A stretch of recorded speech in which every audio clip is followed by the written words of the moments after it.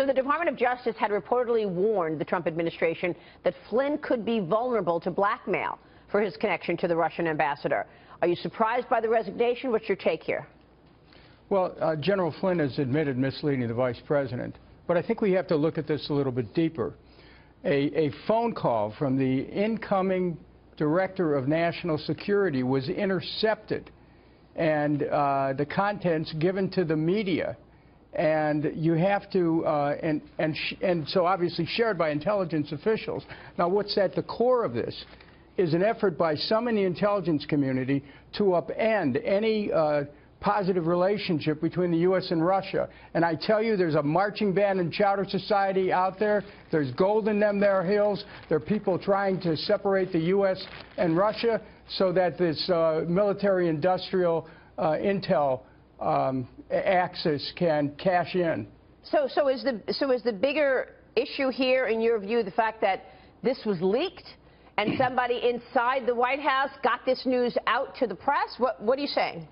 Well, look, it's an issue, and the general has admitted in his resignation letter that he misled the vice president. That's a bad thing. But the American people have to know that there's a game going on inside the intelligence community where there are those who want to separate the U.S. from Russia in a way that would reignite the Cold War. That's what's at the bottom of all this. It's like, it's early in the morning, it's Valentine's Day, but wake up, America. Wow. Congressman, do you think that this fundamentally changes the prospect of a stronger relationship with Russia, or do you think that things can proceed as they have been proceeding, as the president has said he'd like to proceed? Hey, look, what's going on in the intelligence community with this new president is unprecedented. They're making every effort to upend him. Who knows what the truth is anymore? This is like the electronic version of Mad Magazine, spy versus spy. And so the bottom line is we should not start a Cold War again with Russia. The American people forked over billions of dollars for the last one and changed the quality of life in this country. There's something wrong going on here in the intelligence community. So what should Donald Trump do then? Well, look, first of all, he has to get a hold of his own intelligence apparatus. You know, this isn't a joke. This is a serious matter. If he doesn't get control of where the information's coming from, he'll never know the truth. The American people won't know the truth. And we could be set at war with almost any country. Be very careful is my warning this morning. Wow. Congressman, in the age of WikiLeaks and with, access to information across the board, what really can Trump do right now? I mean, if this administration seems like it's in a tough situation in regards to controlling our national security. Well, wait, it's not just this administration. I want to remind the viewers and all those who are on the panel that in the closing months of the Obama administration, they put together a deal with Russia to create peace in Syria. A few days later, a military strike in Syria killed 100 Syrian soldiers, and that ended the agreement. What happened is, inside the intelligence and the Pentagon, there was a deliberate effort to sabotage an agreement the White House made. This is like deep state. This is like some kind of a spy novel. But it's real, and the American people have to understand a game is being played with the security of our country.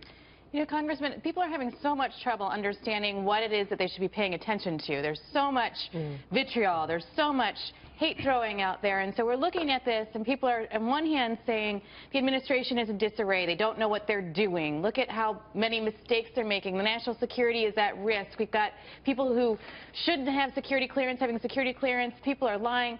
What should people be focused on? Looking at all of this, what should viewers be taking away right now?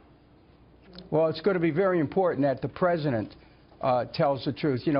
We'll be celebrating President's Day soon. One of the presidents we're celebrating is George Washington, who, mythically was said never to have lied, that he in fact chopped down that cherry tree. Well, the fact of the matter is we need to make sure the White House is communicating clearly to the American people about what's going on. But the question is the president getting the right information? And are there games being played inside the intelligence community to force American policy in a direction that's different than what the White House wants? We need to have closer ties with Russia. We can't be suckers in this, but we cannot also have certain people playing an agenda that separates us from our aspirations for peace between the two major powers in the world. So is the bigger issue the fact that he even discussed sanctions with his potential counterpart in Russia, or is the bigger issue that he lied to Vice President-elect Pence?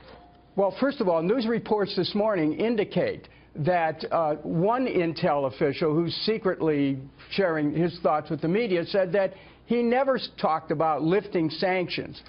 Who knows? But the bigger issue is that in this moment, that in a conversation with Vice President Pence, he misled the vice president as to what happened. It was the cover-up that's worse than the crime. But what you're saying is you're underlining something even bigger, and that is somebody within Trump's White House is trying to sabotage him somehow. I don't know if it's somebody inside the Trump White House. But inside our intelligence community. There's definitely something going on inside the intelligence community to try to undermine this administration. And we better, you know, this isn't about whether you're for or against Donald Trump. Right. Hello? Mm-hmm. This is about whether or not the American people are bystanders in a power play inside the intelligence community, the outcome of which could determine our relationships with Russia and whether or not billions of dollars are going to be spent in a new Cold War. Well, we know that the head of the CIA was against Donald Trump before he came into office, the former head of the CIA. Meanwhile, Hillary Clinton is taking jabs at Flynn's resignation. It started when a former aide of hers tweeted this: "Dear Mike Flynn and Mike Flynn Jr., what goes around comes around." He then included a link for a job opening at Domino's Pizza. It is a reference to General Flynn's son's tweets regarding the Comet Pizza child trafficking conspiracy theory. Hillary Clinton then tweeted herself, "Philippe's got his own way of saying things, but he has a point about the real consequences of fake news." Congressman Kucinich, what do you make of this? Do you think Clinton should be weighing in on this? Well, look, what happened at Comet Pizza, that whole story was a disgrace. I mean, it really. I'm not going to go over the details because it's really not fit for family television. But I will tell you this: this is a much more serious issue, and the White House, whether you're for Trump or against Trump, the White House is under attack from elements inside the intelligence community which are trying to elevate tensions between Russia and the United States, and at the bottom of that is money, is an agenda for somebody to cash in on conflict between the U.S. and Russia at any level.